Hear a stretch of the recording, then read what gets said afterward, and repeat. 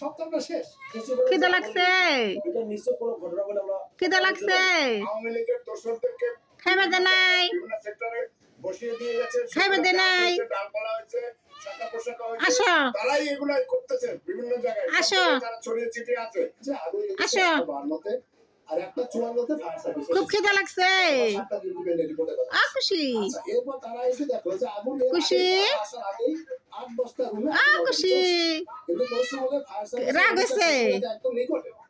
তারা রাগ হয়েছে দেরিতে কেন নিউজটা এই যে আসো খাইবার দেই এটা বোঝা যায় যে আগুন এই যে আসো আসো ছিল